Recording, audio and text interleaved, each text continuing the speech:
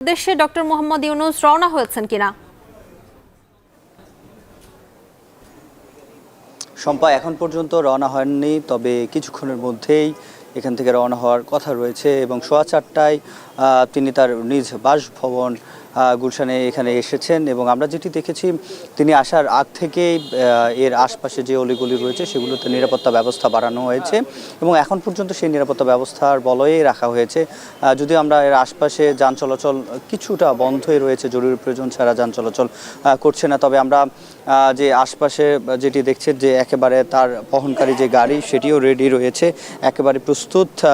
কিছুক্ষণের মধ্যেই তার বাসভবন থেকে বঙ্গভবনের উদ্দেশ্যেই এখান থেকে তিনি রওনা হবেন এবং ইতিমধ্যে জেনেছেন রাত 9টায় শপথ গ্রহণ সেটি হবে। এবং আমরা যে ডক্টর ইউনূস ছাড়াও যে 9 জন আরও 16 জনের যে একটি তালিকা, সেটি সম্ভাব্য একটি তালিকা আমাদের কাছে এসেছে, যেটি আমরা বলতে পারি, যেখানে সালাউদ্দিন আহমেদ, ডক্টর আসিফ নজরুল, আদিলুর রহমান, হাসান আরিফ এবং 2 জন যে সমন্বয়ক, তাদের 2 জন থাকার কথা রয়েছে, নাহিদ ইসলাম এবং আসিফ।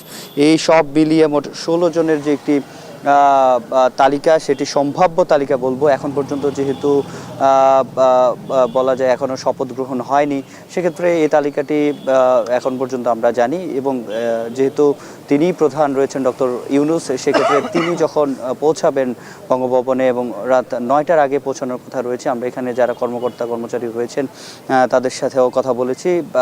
তার বের হওয়ার সকল ধরনের প্রস্তুতি মোটামুটি শেষই, কিছুক্ষণের মধ্যেই বের হওয়ার কথা রয়েছে এবং তাকে বহনকারী যে গাড়ি সেটিও ইতিমধ্যে প্রস্তুত রয়েছে।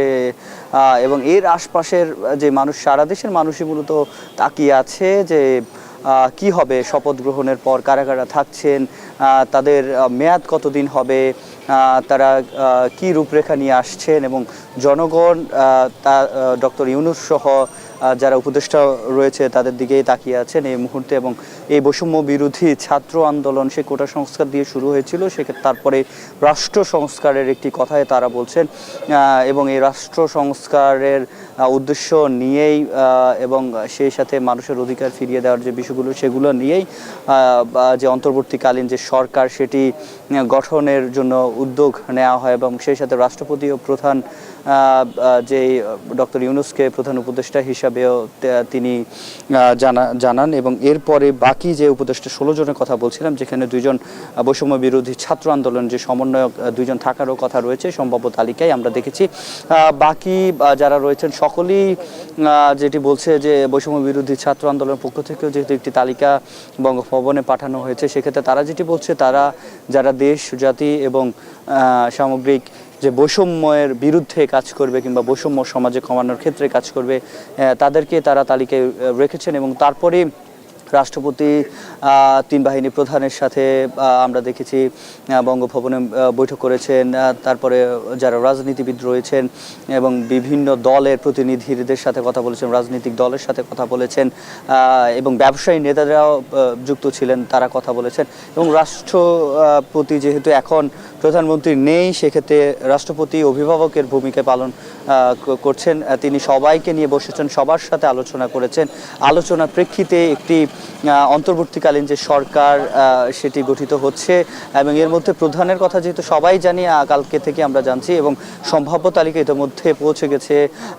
তবে এটি একেবারে চূড়ান্ত যে বিষয়টি, সেটি নিশ্চয়ই শপথ গ্রহণের সাথে সাথেই চূড়ান্ত হয়ে যাবে এবং সবাই জানবেন। এবং তার পাশাপাশি যদি 2 জন বৈষম্য বিরোধী ছাত্র আন্দোলনের যে সমন্বয়ক তারাও যদি থাকে, সেক্ষেত্রে শুরু থেকেই যেটি বলা হচ্ছিল যে বৈষম্য বিরোধী ছাত্র আন্দোলনে যারা সমন্বয়ক রয়েছেন, সেই সমন্বয়ক সহ শিক্ষার্থীদের যে প্রতিনিধি ছাত্র জনতার পক্ষ থেকে এবং ডক্টর মোহাম্মদ ইউনূস যখন বিমানবন্দরে প্রবেশ করেন, যখন সাংবাদিকদের সাথে কথা বলেন, তিনি তখনও বলেছেন যে একটি পরিবার হয়ে মানুষের সাথে তিনি কাজ করবেন। সেক্ষেত্রে সমন্বয়ক যারা রয়েছেন, যারা ছাত্র জনতার প্রতিনিধি রয়েছেন, তাদের সাথেও একত্র হয়ে কাজ করবেন।